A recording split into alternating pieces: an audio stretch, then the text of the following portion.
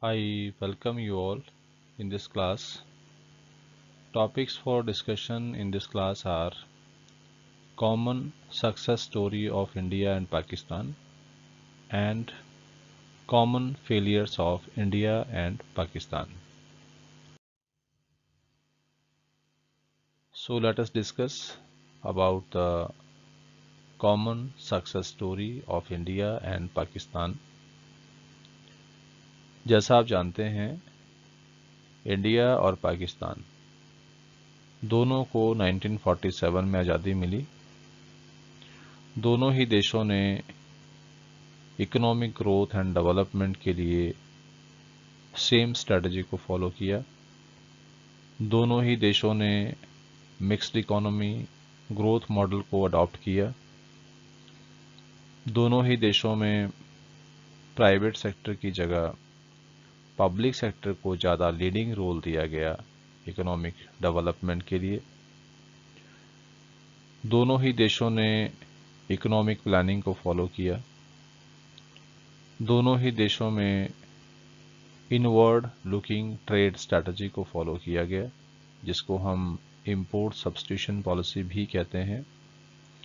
दोनों ही देशों ने अपनी इंडस्ट्रीज को ग्रो करने के लिए प्रोटेक्शन की पॉलिसी का सहारा लिया, जिसमें हैवी इंपोर्ट ड्यूटीज या क्वांटिटेटिव रिस्ट्रिक्शंस ऑन इंपोर्ट ये लगाए गए। दोनों ही देशों ने गरीबी को कम करने के लिए काम किया। दोनों ही देशों में अपने लोगों को एक बेटर लिविंग स्टैंडर्ड देने की दिशा में भी काम किया गया। और दोनों ही देशों में एफडीआई की जगह फॉरेन बोरोइंग्स को ज़्यादा इम्पोर्टेंस दिया गया। दोनों ही देशों ने अपनी इकोनॉमीज को ग्लोबल मार्केट के साथ इंटीग्रेट किया, बट ये जो इंटीग्रेशन था ये बहुत ही लिमिटेड था। और दोनों ही देशों में इकोनॉमिक रिफॉर्म्स भी लाए गए, जैसे पाकिस्तान में 1988 में स्टार्ट हुए, जबकि इंडिया में 1991 में स्टार्ट हुए। तो एक तरह से हम ये कह सकते हैं कि इंडिया और पाकिस्तान दोनों का ही जो ग्रोथ मॉडल रहा, जो स्ट्रेटजीज रही, वो ऑलमोस्ट सेम रही। नाउ लेट अस अंडरस्टैंड कि दोनों देशों में जो कॉमन सक्सेसेस हैं वो कौन कौन सी हैं। सो सबसे पहले हम बात करेंगे पर कैपिटा इनकम की। पाकिस्तान और इंडिया दोनों में ही पर कैपिटा इनकम बढ़ा है। और अगर हम इसको इंडिपेंडेंस के टाइम के डाटा के साथ कंपेयर करें तो दोनों ही देशों में ये पर कैपिटा इनकम जो है वो डबल हो चुका है। और साथ में दूसरा पॉइंट आपका ये है कि जो इंसिडेंस ऑफ पॉवर्टी है उसमें भी कमी आई है। अगर हम इसको इंटरनेशनल स्टैंडर्ड में जिस तरह पॉवर्टी को मापते हैं 1.25 US dollar per day expenditure के हिसाब से, अगर हम उसके हिसाब से देखते हैं तो हमारे देश में भी पहले के मुकाबले जो गरीबी रेखा के नीचे पॉपुलेशन है उसमें कमी आई है। और साथ ही ये कमी पाकिस्तान में भी आई है। मतलब एक तरह से हम कह सकते हैं कि जो percentage of population under poverty line है इंटरनेशनल स्टैंडर्ड्स के हिसाब से वो दोनों ही देशों में कम हुआ है। हालांकि नंबर ऑफ पुअर्स पॉपुलेशन के बढ़ने के साथ साथ उसमें वृद्धि हुई है, क्योंकि जनसंख्या काफ़ी बड़ी है तो नंबर ऑफ पुअर्स तो बढ़े हैं, लेकिन जो percentage of population below poverty line था उसमें कमी आई है। नेक्स्ट पॉइंट इज इंडिया और पाकिस्तान दोनों ने ही अपने देश में फूड सेल्फ सफिशिएंसी को प्राप्त किया है। फूड ग्रेन के मामले में दोनों ही देश आत्मनिर्भर बन गए हैं। दोनों ही देश अपने नागरिकों को पर्याप्त मात्रा में जो फूड ग्रेन है वो प्रोड्यूस करते हैं, प्रोवाइड करते हैं। तो ये एक बहुत बड़ी अचीवमेंट है दोनों ही देशों की। और जो फूड सेल्फ सफिशिएंसी है, जो खाद्यान्नों के मामले में आत्मनिर्भरता है, उसके साथ साथ दोनों ही देशों में जो न्यूट्रिशनल स्टेटस है उसमें भी सुधार आया है। जैसे डेली जो कैलोरी एंड प्रोटीन इनटेक है पर कैपिटा, ये ऑलमोस्ट 1/3 बढ़ा है उसमें वृद्धि है। लेकिन दूसरी तरफ अगर हम कुपोषण की बात करें तो बच्चों में कुपोषण ये भी दोनों ही देशों में अभी तक बहुत ज़्यादा है।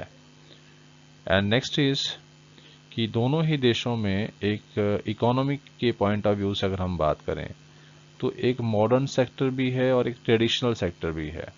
दोनों ही सेक्टर दोनों ही इकोनॉमीज में एग्जिस्ट करते हैं। दोनों ही देशों की इकोनॉमीज में ट्रेडिशनल सेक्टर भी है और मॉडर्न सेक्टर भी है। और मॉडर्न सेक्टर का जो प्रेजेंस है वो ग्लोबल लेवल पर अच्छा प्रेजेंस है दोनों ही इकोनॉमीज में।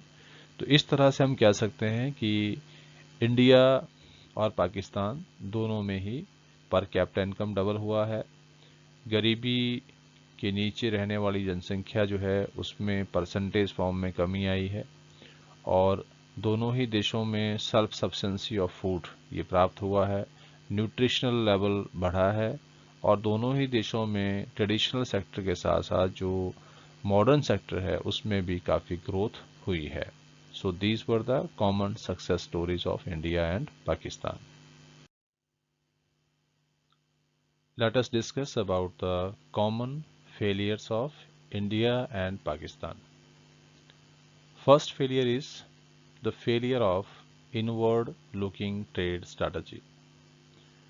दोनों देशों ने काफ़ी लंबे समय तक इनवर्ड लुकिंग ट्रेड स्ट्रेटजी को फॉलो किया, जिसमें अपनी डोमेस्टिक इंडस्ट्रीज को प्रोटेक्शन दिया गया by using heavy import duties and quantitative restrictions on imports. So इस पॉलिसी को यूज़ करने का एक और मकसद था, वो था कि हम अपनी फॉरेन एक्सचेंज रिजर्व्स को बचाएंगे और उसका यूज़ कैपिटल गुड्स को परचेज करने के लिए किया जाएगा। लेकिन काफ़ी लंबे समय तक इस पॉलिसी को फॉलो करने के बावजूद दोनों ही देशों में जो गवर्नमेंट सेक्टर की इंडस्ट्रीज थी वो इंटरनेशनल लेवल तक ग्रो नहीं कर पाई और ना ही फॉरेन एक्सचेंज रिजर्व्स को बचाया जा सका। जितना एक्सपेक्टेड था उस लेवल तक फॉरेन एक्सचेंज की सेविंग हम नहीं कर पाए, जो कि इस पॉलिसी का मुख्य लक्ष्य था। इसलिए हम कह सकते हैं कि इंडिया और पाकिस्तान दोनों में ही inward looking trade strategy fail रही। नेक्स्ट पॉइंट इज दोनों ही देशों ने काफ़ी लंबे समय तक प्राइवेट सेक्टर के ऊपर कई तरह के कंट्रोल्स रखे, उसको रेगुलेट किया गया, उसको फ्रीडम ऑफ प्रोडक्शन नहीं मिली। और क्योंकि देश में कंपटीशन की कमी रही, प्राइवेट सेक्टर ग्रो नहीं कर पाया, उसके ऊपर कई तरह के कंट्रोल्स थे, उसको रेगुलेटेड रखा गया था। तो इसलिए कंज्यूमर्स के पास भी वैरायटी ऑफ प्रोडक्ट्स जो थे वो नहीं थे। इस तरह से हम कह सकते हैं कि दोनों ही देशों में कंज्यूमर्स और प्रोड्यूसर्स दोनों को ही लॉस हुआ, क्योंकि फ्रीडम ऑफ चॉइस नहीं थी। और इसका सबसे बड़ा कारण क्या रहा? Unprogressive mindset of the politicians and bureaucrats in both the nations. Next point is tax evasion. दोनों ही देशों में अब अगर हम देखें तो प्राइवेट सेक्टर भी सरकारी क्षेत्र पर बहुत ज़्यादा डिपेंड रहता है। सरकारी क्षेत्र से कई तरह की रिश्वत या लोन्स जो है वो प्राप्त किए जाते हैं प्राइवेट सेक्टर के द्वारा भी। और अपनी ग्रोथ के लिए प्राइवेट सेक्टर भी कुछ इस तरह के हथकंडे अपनाता है। साथ ही जो टैक्स इवेजन है ये भी एक कॉमन पॉइंट है दोनों ही देशों में। चाहे पब्लिक हो, चाहे इंडस्ट्रियलिस्ट हो या कोई भी हो, जो भी टैक्स पेयर हैं वो कोई ना कोई रास्ता ढूंढने की कोशिश करते हैं जिससे टैक्स की चोरी की जा सके।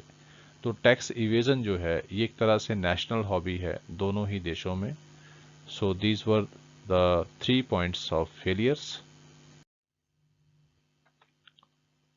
So next point is poor fiscal management.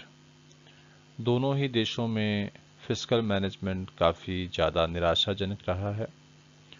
दोनों ही देशों में जो फिस्कल डेफिसिट था वो 7 to 8% ऑफ जीडीपी रहा काफ़ी लंबे समय तक, जो बहुत ज़्यादा डिसअपॉइंटिंग है। और इतने ज़्यादा फिस्कल डेफिसिट होने की वजह से दोनों ही देशों में सरकारों को ह्यूज बोरोइंग्स करनी पड़ी, काफ़ी ज़्यादा मात्रा में कर्जे लेने पड़े, और उनका एक तरह से जो नेशनल डेब्ट है वो बढ़ता चला गया, और उसके बहुत सारे नुकसान दोनों ही देशों में हुए हैं।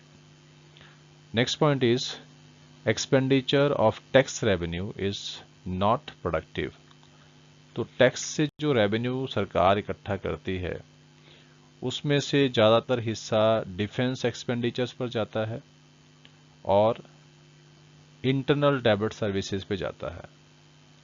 तो इसका मतलब है कि जो पैसा, जो टैक्स रेवेन्यू प्रोडक्टिव कामों में लगना चाहिए था, वो वहाँ पर ना लग के डिफेंस एक्सपेंडिचर पे जाता है, या फिर इंटरनल डेब्ट सर्विसेज जो सरकार ने कर्जे लिए हुए हैं अलग अलग सोर्सेज से, उसका जो इंटरेस्ट है उसको पे करने में और उन कर्जों को वापस करने में वो पैसा चला जाता है। तो इस तरह हम कह सकते हैं कि जो कैपिटल फॉर्मेशन या इन्वेस्टमेंट पे पैसा लगना चाहिए वो वहाँ ना लग के वो अनप्रोडक्टिव कामों में खर्च होता है। नेक्स्ट इज कि दोनों ही देशों में जो अर्बन सर्विसेज हैं, जिसमें सेफ ड्रिंकिंग वाटर है, इलेक्ट्रिसिटी है, ट्रांसपोर्टेशन है, कम्युनिकेशन है, अर्बन एरियाज में इस तरह के इंफ्रास्ट्रक्चर की भारी कमी है as compare to their population.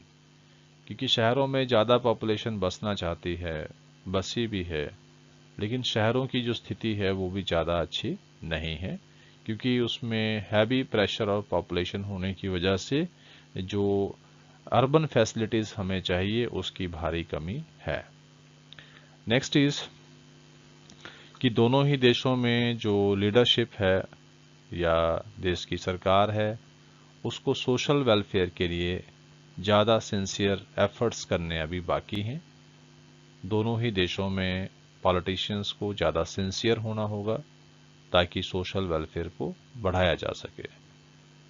और लास्ट पॉइंट है पुअर इम्प्लीमेंटेशन ऑफ पॉलिसीज़। तो इंडिया और पाकिस्तान दोनों में ही पॉलिसीज़ तो समय समय पर बनी हैं और उन पॉलिसीज़ को इम्प्लीमेंट भी किया गया है, लेकिन जो इम्प्लीमेंटेशन रहा है पॉलिसीज़ का वो बहुत ही पुअर रहा है। अगर हम अपने इकोनॉमिक प्लानिंग भी देखें तो हमारे इकोनॉमिक प्लानिंग में कहीं कमी नहीं थी, प्लानिंग बहुत अच्छी थी, बहुत सारे अच्छे अच्छे प्लान्स बनाए गए और काफ़ी दूरदृष्टि के साथ वो प्लान्स बनाए गए थे। प्लानिंग के जो ऑब्जेक्टिव रखे गए वो भी बहुत अच्छे थे, टारगेट्स भी बहुत अच्छे थे, लेकिन जब बात आती है उनको इम्प्लीमेंट करने की तो इम्प्लीमेंटेशन जो है वो ग्राउंड लेवल पर बहुत ही पुअर है।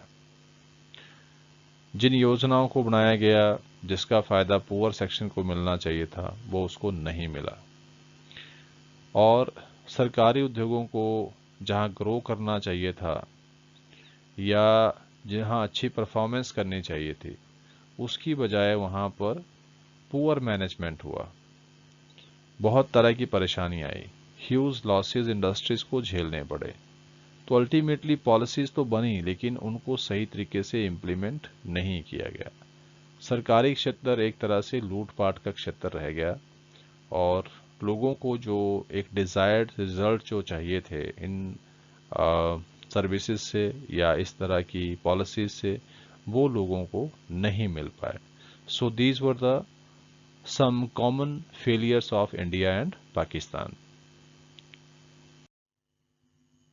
So, dear students, if you find this content meaningful and helpful to you, then please share it to others so that they can be also benefited from this.